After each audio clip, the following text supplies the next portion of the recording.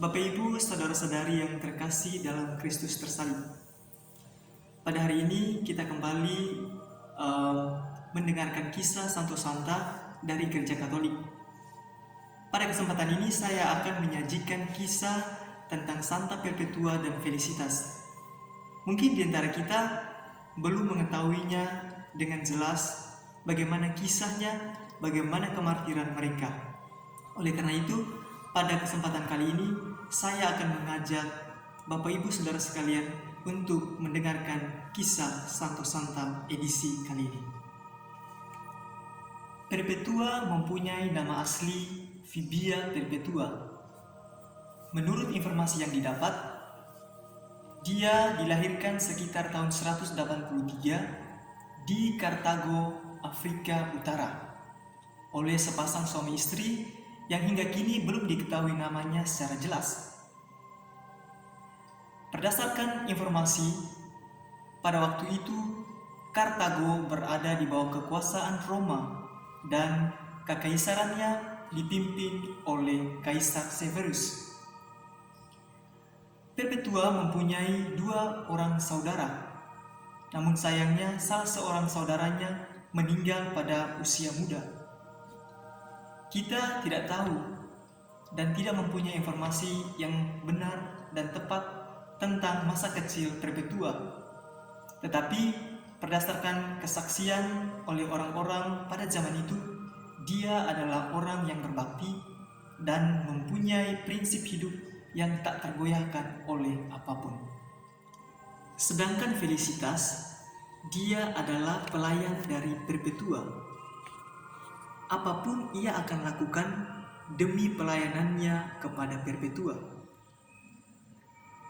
Perpetua sangat mengasihinya, dan karena kebaikan Perpetua, Felicitas tidak dianggapnya sebagai seorang pelayan, melainkan lebih daripada itu, dia menganggap Felicitas sebagai sahabat dekatnya.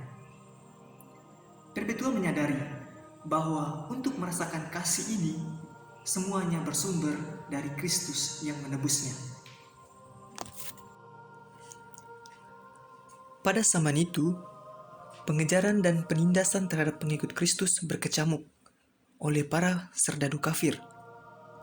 Barang siapa yang tidak melepaskan imannya akan Kristus akan ditumpas habis sampai ke akar-akarnya. Situasi ini sangat memilukan hati Perpetua dan Felicitas, serta semua orang Kristen pada waktu itu. Demi imannya yang teguh akan Kristus, Perpetua yang baru saja melahirkan anaknya rela untuk ditangkap dan dipenjarakan, asal saja cintanya akan Kristus tetap bernyala dalam hatinya. Begitu besar cintanya akan Yesus yang tersalib, sehingga ia rela meninggalkan ayah, ibu, saudaranya, dan anak yang ia kasihi. Perpetua terpisah dari anaknya setelah penangkapannya dan meninggalkannya untuk dirawat oleh ibu dan saudara laki-lakinya, yang sejauh ini lolos dari pemberitahuan.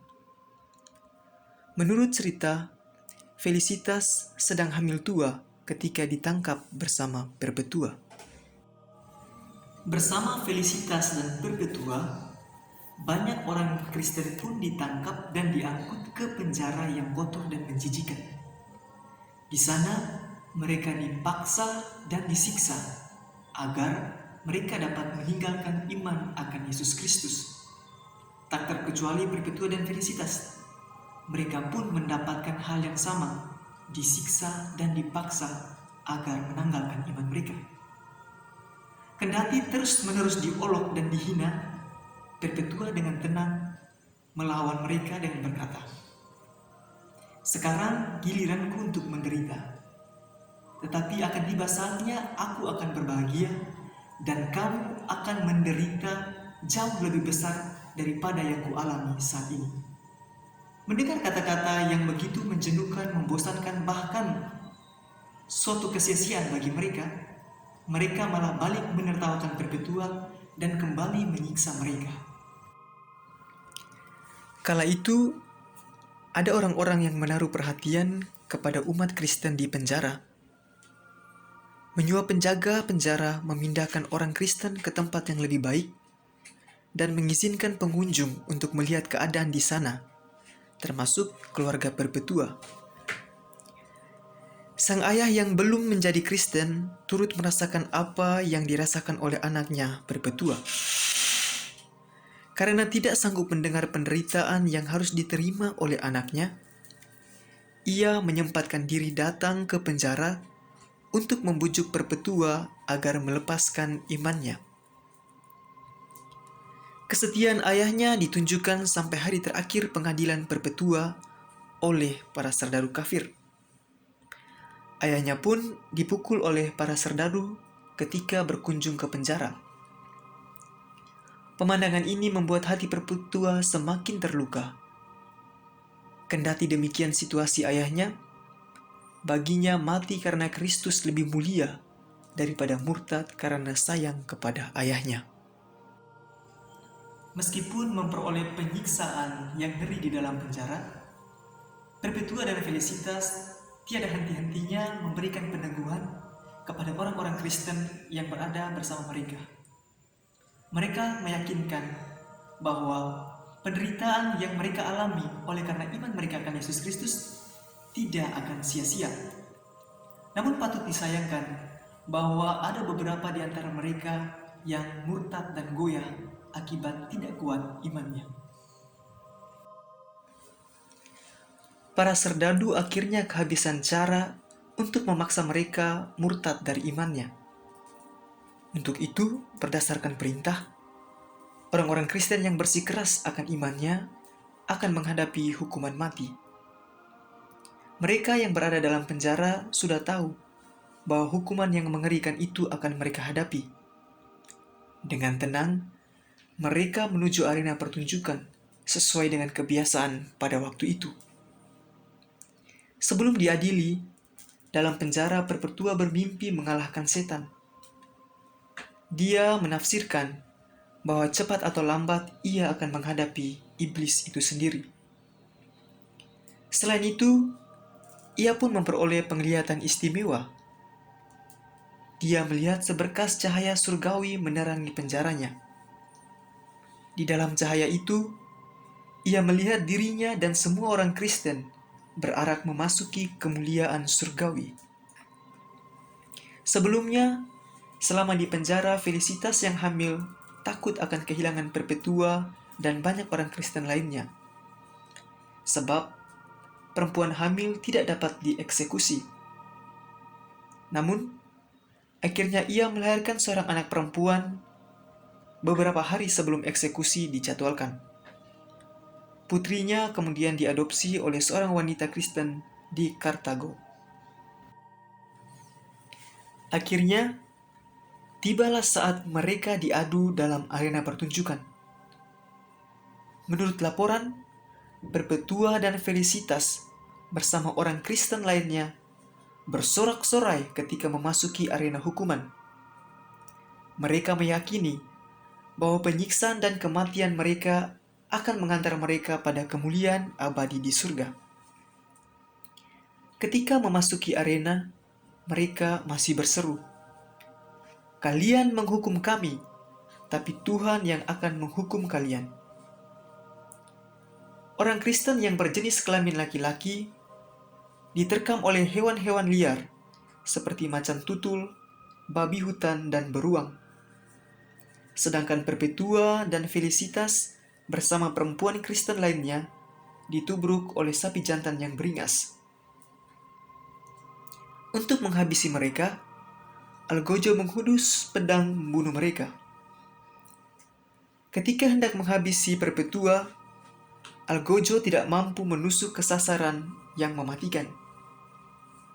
Dengan tabah, Perpetua membimbing tangan Algojo untuk menusuk ke sasaran yang tepat.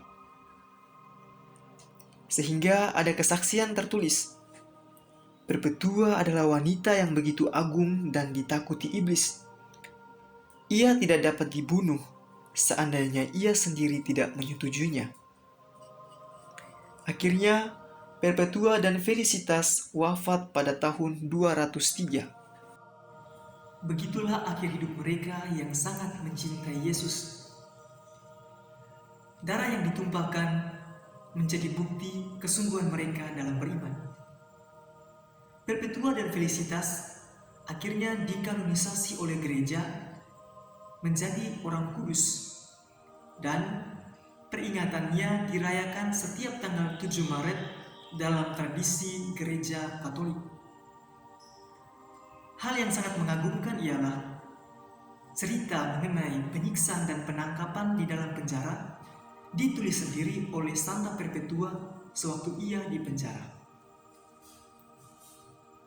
Apa yang dapat kita ambil dari kisah kemartiran Perpetua dan Felicitas ini? Sebagai seorang Kristen, hal yang dapat kita contoh ialah berani untuk menghadapi berbagai rintangan yang besar demi cinta kita yang besar akan Yesus Kristus. Kita harus rela mengorbankan ataupun meninggalkan segala sesuatu yang kita sayangi demi kebahagiaan kita, yaitu kebahagiaan surgawi. Harta surgawi lebih berharga daripada harta duniawi. Bapak Ibu saudara-saudari yang terkasih dalam Kristus, itulah kisah Santo Santa edisi kali ini, yaitu Santa Perpetua dan Felicitas. Semoga apa yang dikisahkan dapat menginspirasi kita dan membantu perkembangan iman kita ke depannya. Tuhan memberkati kita.